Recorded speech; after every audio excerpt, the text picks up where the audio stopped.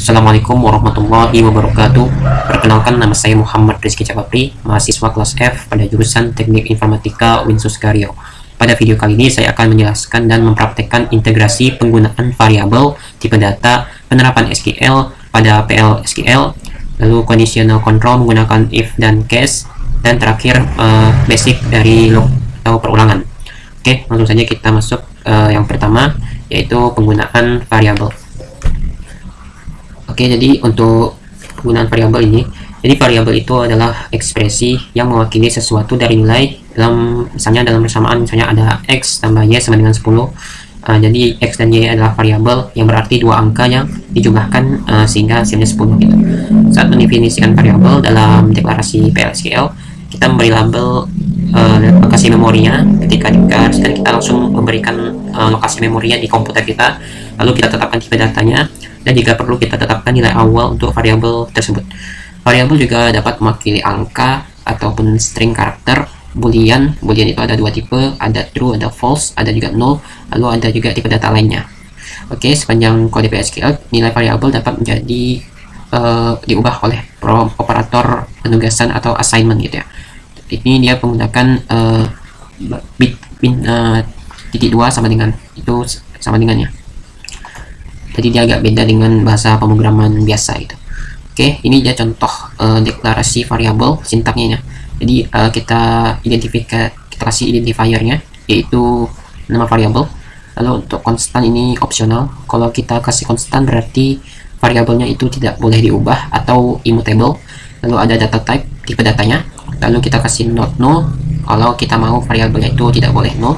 Lalu ada ekspresi. Oke, itu dia identifier nama variabel, dan identifier dan data type ini wajib ada di ketika mendeklarasikan variabel. Jadi wajib ada identifiernya dan tipe datanya. Lalu kita gunakan untuk identifiernya itu vname untuk mewakili variabel dan cname untuk mewakili konstanta. Jadi seperti itu. Lalu variabel diberi variabel, ketika kita buat variabel itu diberikan lokasi memorinya di dalam bagian declare. Jadi kan ada declare, begin, dan end. Jadi kita deklarasikan variabelnya itu di declare. Jadi wajib di sini ya. Jadi kita nggak bisa deklarasi variabel itu di sini. Minimal kita deklarasikan di sini dulu lah, di declare ini. Lalu variabel dapat diberi nilai pada saat yang sama. Seperti ini ya. Jadi ini disebut inisialisasi variabel. Gitu. Jadi nilai dalam variabel juga dapat dimodifikasi dengan menginisialisasi ulang variabel di bagian yang dapat dieksekusi. Jadi ini contohnya ya. Jadi declare, ini variabelnya. Varchar ya, tipe datanya ini date, lalu ini p, dia konstannya. Jadi p itu konstan, jadi kita nggak bisa mengubah p ini. Kita coba langsung praktek aja, kita copy kodenya, kita paste saja di sini. Saya akan jelaskan dulu. Ini declare, blok declare ini kita mendeklarasikan variabelnya di sini ya. Jadi kita nggak bisa deklarasikan variabel itu di sini, dibikin ini dia tempat logikanya gitu. Logika programnya di sini kita letakkan, dan ada blok end atau blok penutup dari kodinan kita ini. Ini kita buat variable name, tipe datanya varchar 2, ada date of birth, tipe datanya date, kita langsung menginisiasikan nilainya. Lalu ini ada nilai konstan, karena nilai konstan jadi namanya harus c ya, c underscore nama konstannya apa. Lalu sini kita tetapkan langsung aja 3,14 sekian untuk nilai konstannya. Lalu kita outputkan variabelnya. Lalu di sini kita update variable name dan date. Dan di sini p kita nggak bisa update ya, karena dia konstan. Jadi konstannya nggak akan bisa kita ubah. Kalau kita berusaha mengubah, maka dia akan menimbulkan pesan error gitu. Kita coba running saja untuk melihat hasilnya. Kita bakal terhubung ke skema HR. Oke, sudah. Lalu kita set server outputnya dulu ya. Put on supaya di BMS outputnya itu mengeluarkan output di konsolnya gitu. Oke, kita panggil add tugas 1_1.sql. Mohon maaf, oh ya, ini ada kesalahan, ini 2003 ya, sorry, maaf. Kita coba ulang lagi. Nah, sudah keluar. Oke, jadi namenya my name is kosong. Kenapa kosong? Karena di sini kita belum mendeklarasikan nilai dari name, jadi nilainya masih kosong atau 0 gitu ya. Jadi kosong. Lalu date of birth-nya udah ada 23 April. Lalu p value-nya 3,14 ya, sama dengan ini. Lalu di sini kita update ya, karena kita melakukan update, maka di sini dia berubah jadi John. Jadi di sini kita lakukan perubahannya, update nilai variabelnya. Lalu di sini juga kita lakukan update gitu. Oke, itulah tadi untuk penjelasan mengenai variabel. Jadi kurang lebih sama dengan konsep variabel pada bahasa pemrograman, bedanya hanya di sintaknya saja. Oke, kita lanjut ke materi yang kedua, yaitu penggunaan tipe data atau data type. Jadi PLSQL itu mendukung 5 kategori tipe data.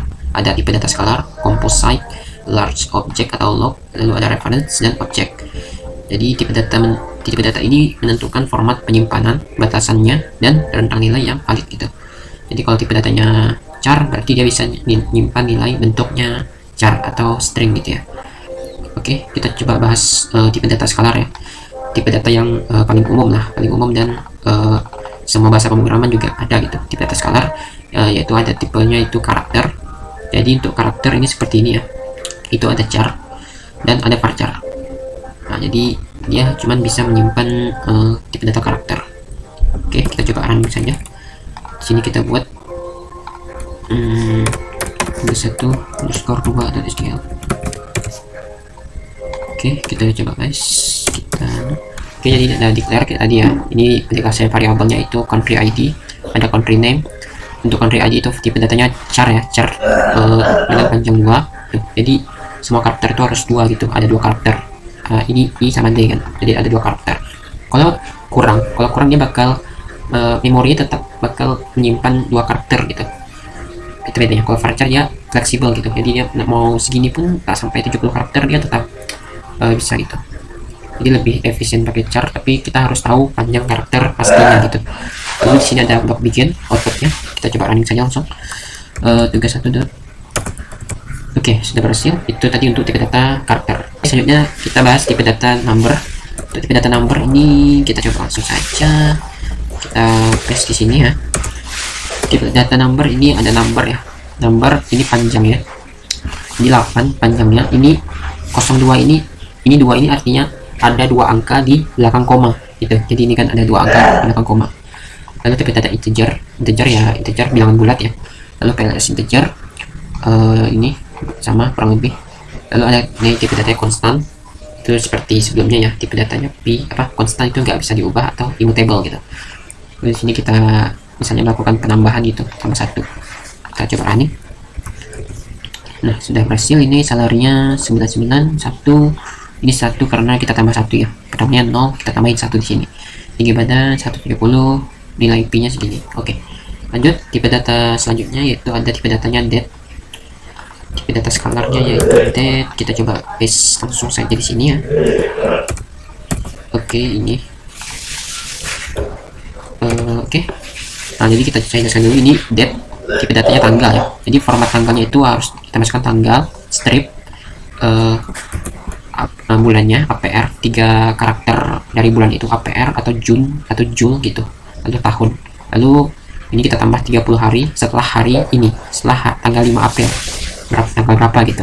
Lalu sysdate ini untuk mengambil tanggal saat ini. Tipe datanya timestamp itu menampung tanggal serta jam saat ini gitu. Lalu bedanya dengan time zone ini dia penambahan zona waktunya gitu, apakah dia plus 7 plus 8 misalnya seperti ini. Ini kan 5 April, lalu ini tambah 30, jadi setelah 5 April itu 30 harinya itu 5 Mei kan. Lalu timestamp saat ini yaitu 15 April jam 1.52, lalu time zone-nya plus 07. Sudah sesuai. Itu tadi untuk tipe data tanggal. Selanjutnya ada tipe data boolean. Untuk tipe data boolean ini ada 3 nilai, ada true, false, dan null. Kita coba praktek saja langsung. Jadi untuk tipe datanya true, ada false dan null. Jadi di sini kita deklarasikannya boolean untuk memberitahu bahwa ini tipe datanya boolean gitu. Jadi biasa boolean ini digunakan untuk percabangan ya, atau kondisional gitu. Jadi kalau dia true maka dia dieksekusi codingannya ini gitu. Kita coba running. Oke, ini true. Kenapa? Karena v-testingnya dia true ya, jadi dia bakal mengeksekusi ini. Tapi kalau kita coba kita pakai yang sukses misalnya, karena sukses itu false ya, maka dia bakal mengeksekusi yang di bawahnya yaitu false. Oke, itu tentu tipe data boolean. Lalu selanjutnya ada tipe data, ini bukan tipe data sih, lebih ke atribut ya, atribut menggunakan percent type gitu. Kita coba praktik langsung. Nah di sini kita rapikan sedikit. Oke, ini jadi percent type ini maksudnya dia merepresentasikan tipe data dari tabel yang ada di SQL-nya gitu. Jadi skema HR ini kan punya tabel employees, lalu kita ambil kolom last name. Di kolom last name itu tipe datanya apa? Misalnya tipe datanya varchar 2 misalnya, maka dia ini otomatis tipe datanya varchar 2. Terus ada hire date. Di employees ada kolom namanya hire date ya. Kita ambil tipe datanya, tipe data hire date, kalau nggak salah itu date ya. Lalu tipe datanya date, lalu secara gak langsung ini hire date ini makan tipe datanya date juga gitu. Jadi di sini kita buatlah Rizky, misalnya tadi varchar, terus ini tipe datanya date, kita masukkan tanggal sini. Oke, untuk membuktikannya kita coba langsung. Oke, itu Rizky, gak error ya, karena tipe datanya sesuai dengan tabel kolom dari tabel yang direpresentasikan oleh type ini sendiri gitu. Jadi sintaknya itu nama tabelnya dulu, nama tabelnya. Terus di tabel itu ada kolom apa kita mau ambil, baru kita kasih person type, baru kapital semua. Oke, itu tadi untuk penggunaan atribut person type gitu. Oke, itulah tadi untuk penjelasan mengenai penggunaan tipe data di PL/SQL. Lalu selanjutnya ada penerapan SQL pada PL/SQL gitu. Jadi di sini kita sudah menggunakan database ke bahasa pemrogramannya gitu. Jadi di sini ada select statement menggunakan SQL. Jadi kita bisa mengambil data dari database ke dalam variabel di PL/SQL dengan pernyataan select, sehingga kita dapat bekerja dengan data atau database ke dalam PL/SQL ini gitu. Jadi ini sintak basicnya, kita kasih select, terus kolom yang mau kita ambil, terus into kita memasukkan ke variabel apa gitu, atau bisa juga ke record.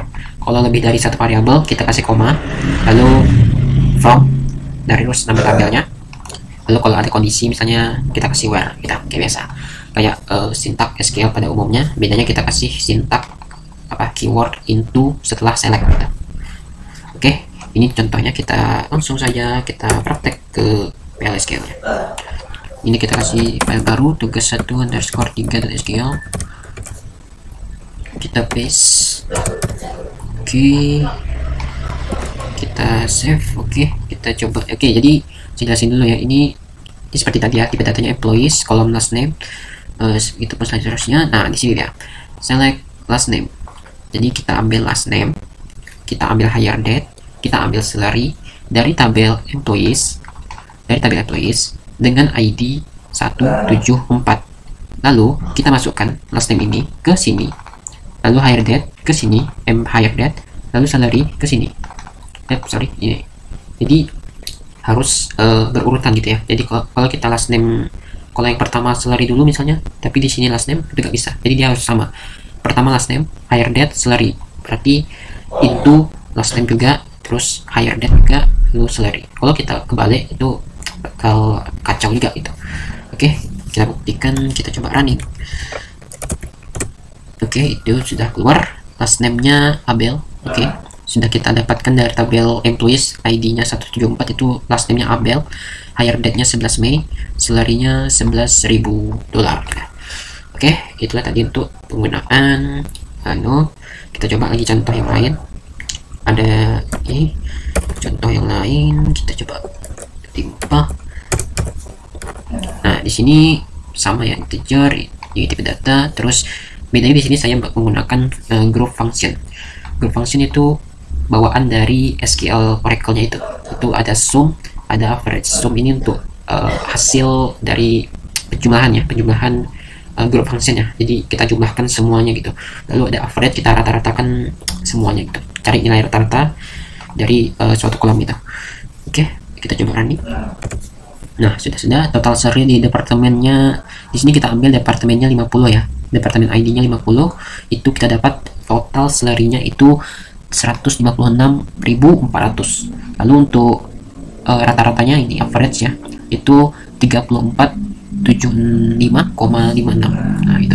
Jadi untuk rata-ratanya dapat segitu angkanya gitu. Oke, itu tadi untuk penggunaan group function di PL/SQL. Selanjutnya yang ini saya coba lagi contoh yang ketiga untuk ini. Oke, saya rapikan sedikit. Ini contoh untuk penghitungan zakat ya. Penghitungan zakat kita ambil dari data di employees. Nah, dapat zakat yang dikeluarkan oleh Kevin yaitu $145 gitu. Sini ya, ini kita ambil salary, kita masukkan ke variable salary, Visal, lalu first name kita masukkan ke variable fname, lalu di sini kita cari yang ID-nya itu 124. Nah, ID-nya 124, maka dia ini rumus untuk hitung zakatnya. Jadi kita masukkan lah tadi hasil dari Visal tadi, kita kalikan dengan 2,5 dibagi 100, simpan ke variabel zakat, lalu kita tampilkan outputnya ke konsol gitu. Jadi dapatlah hasilnya Kevin itu zakatnya $145 gitu. Oke. Itulah tadi untuk penerapan SQL pada PL/SQL. Selanjutnya saya akan jelaskan mengenai conditional control menggunakan if dan case. Jadi condition adalah ekspresi dengan nilai true atau false yang digunakan untuk membuat keputusan.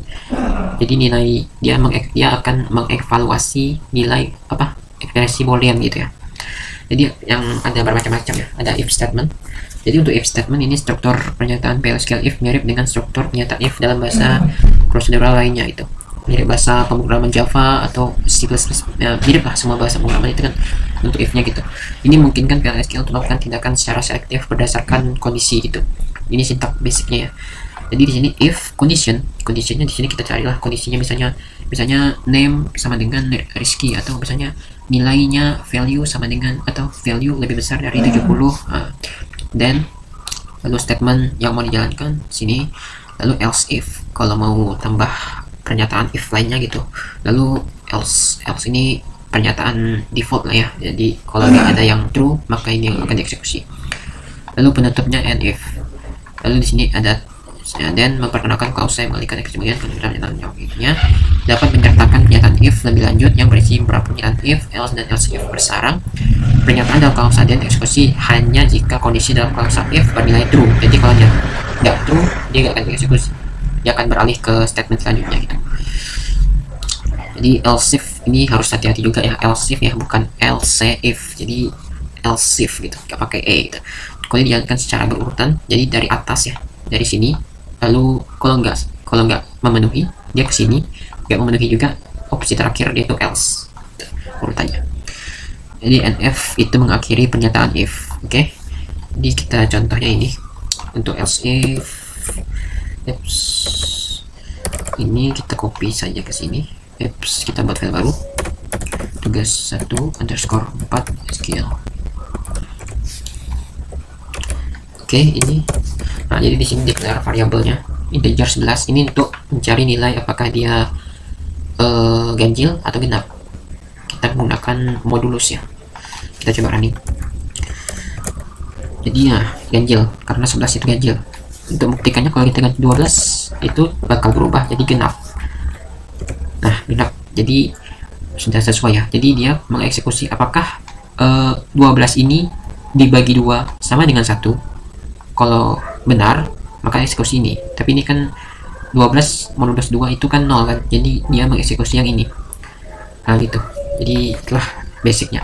Lalu untuk contoh yang kedua ini saya coba copy paste ke sini. Nah, di sini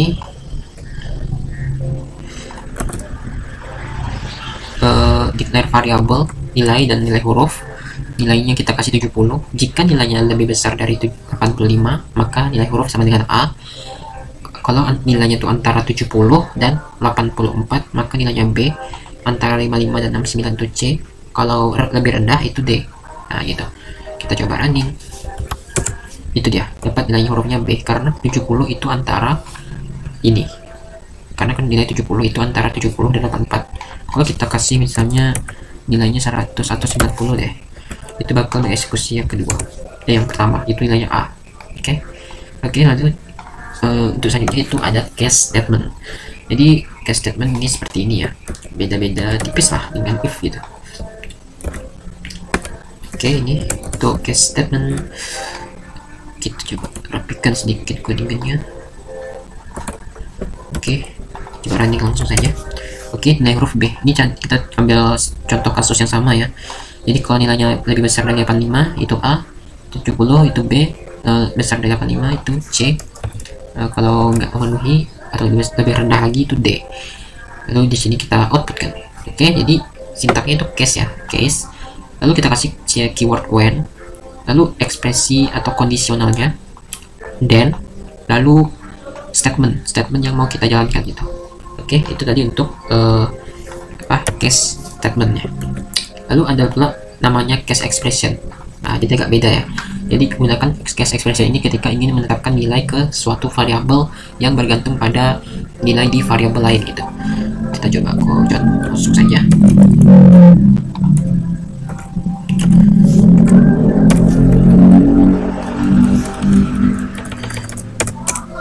Oke, ini saya rapikan dulu. Oke. Nah, jadi bedanya dengan case statement, kalau case expression ya, case expression itu dia menetapkan ke variabel langsung gitu. Sedangkan kalau case statement tadi kan dia kayak gini, dia nggak pakai variabel gitu, jadi dia kayak gitu. Lalu di sini kita cek lah sama juga, lalu tetapkan kalau dia nilai ini lebih besar dari 85, maka tetapkan A ini ke variabel ini, nilai huruf. Tapi kalau dia lebih besar dari 70, maka nilai huruf ini dia bakal B. Lalu kalau dia 55, dia bakal C. Jadi kita coba lihat hasilnya, itu bakal nilai hurufnya itu B, karena kan 70 ya.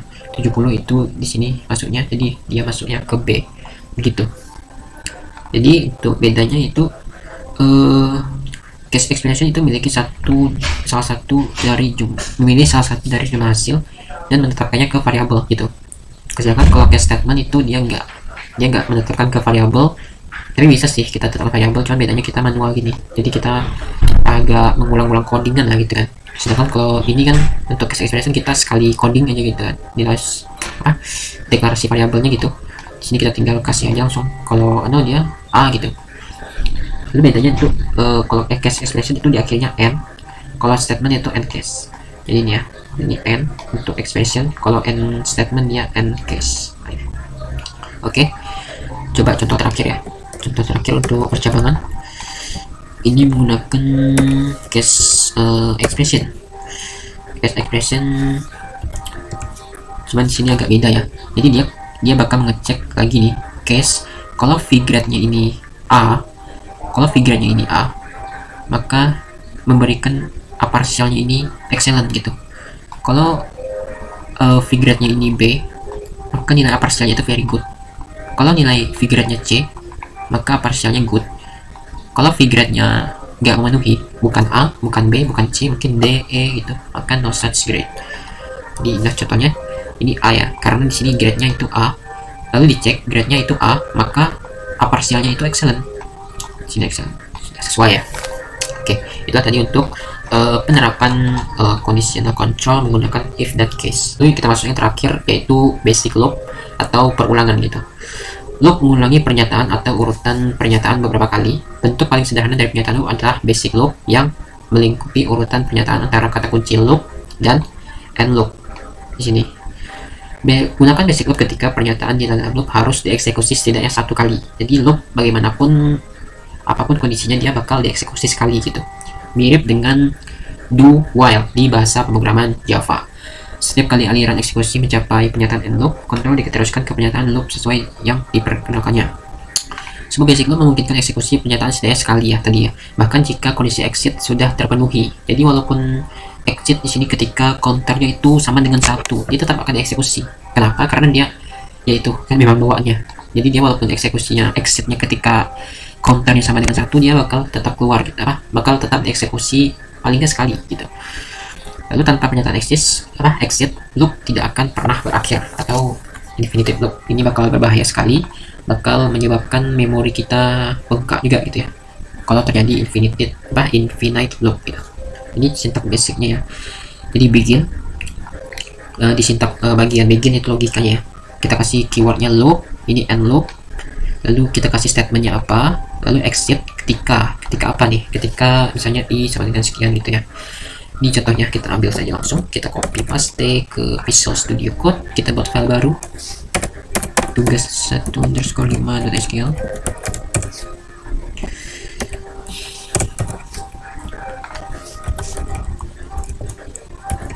Oke, sudah tidak keluar itu number 1 2 3 4 5. Nah, saya jelaskan ya. Jadi vCounter kita menginisialisasikan nilai nilai awalnya itu 1 ya. Nah, 1, lalu kita lakukan perulangan sampai exit, dia bakal keluar sampai counternya ini lebih besar dari 5. Lalu kita harus mengupdate nilainya. Kalau kita nggak update, dia bakal infinite loop, jadi dia nggak akan berhenti gitu karena nilainya nggak diupdate. Lalu kita outputkan number counternya gitu. Nah, jadi seperti itu. Jadi kalau ini nggak ada, dia bakal infinite loop. Lalu kalau ini nggak ada, dia bakal infinite loop juga gitu. Jadi dua hal ini harus ada gitu. Dua hal ini wajib ada di perulangan gitu, karena kalau nggak ada, dia bakal infinite loop gitu. Jadi ini tadi outputnya ya, number 1 2 3 4 5 sampai 5, karena di sini counternya lebih besar dari 5 gitu. Oke. Masuk ke contoh selanjutnya. Di sini saya ambil contoh FishBuzz ya. Program FishBuzz ini biasa muncul di coding interview. Biasa di coding interview itu banyak contoh case untuk FishBuzz ini. Jadi FishBuzz ini saya jelasin dulu ya. FishBuzz ini dia kita tetapkan adalah variable indeksnya ya. Variable indeksnya itu 5 number dengan panjang 5, nilai awalnya itu 1. Terus kita kasih variable fish boolean, tipe datanya buzz juga boolean. Lalu kita lakukan perulangan loop, sini endingnya end loop. Lalu kita tetapkan tadi fish-nya tadi itu jika vi-nya itu modulus 3 sama dengan 0. Jadi kalau dia habis dibagi 3, dia itu masuknya fish. Kalau habis dibagi 5, itu masuknya ke buzz. Lalu kita lakukan percabangan jika nilainya itu modulus 3 habis dibagi 3 dan habis dibagi 5, maka keluarkan output FishBuzz. Kalau nilainya habis dibagi 3, keluarkan fish. Kalau nilainya habis dibagi 5 atau buzz, keluarkan buzz. Kalau nilainya tidak habis dibagi 3, tidak habis dibagi 5, itu bakal keluarkan angkanya aja gitu. Kalau 1 gitu, 2 gitu. Lalu kita tambah ini ya, increment ya, kita tambahin 1 increment ya. Lalu kita cek kalau sudah sampai 30, dia bakal keluar gitu atau exit gitu ya. Oke, kita coba running. Nah, sudah keluar ya. Ini kita coba cek sudah sesuai ya. Jadi 1 itu belum ya. 1 modulus 3 ya masih ada sisa gitu kan. 2 masih 3. Nah, jadi 3 kan modulus 3 itu sama dengan 0, jadi keluarnya fish. Lalu 4 itu tetap, 5 itu kan 5 modulus 5 kan 0, jadi buzz. Lalu 6 juga modulus 3 kan, jadi fish. Lalu di sini FishBuzz-nya itu di 15 karena 15 kan modulus 3 dia 0, modulus 5 juga dia 0, jadi FishBuzz di angka 15. Lalu angka 30 FishBuzz juga karena 30 bagi 3 kan 0, terus 30 bagi 5 juga sisanya 0 maksudnya, modulusnya 0 gitu. Di program FishBuzz ini memang sering muncul di coding interview gitu. Oke, saya rasa sudah cukup untuk penjelasan basic loop. Oke, itulah tadi penjelasan dan praktek dari penggunaan variabel, penggunaan tipe data, penerapan SQL pada PLSQL, conditional control, if dan case, dan basic loop. Oke, semoga bermanfaat buat teman-teman semua. Mohon maaf apabila ada kesalahan dan kekurangan, dan terima kasih. Saya akhiri, wassalamualaikum warahmatullahi wabarakatuh.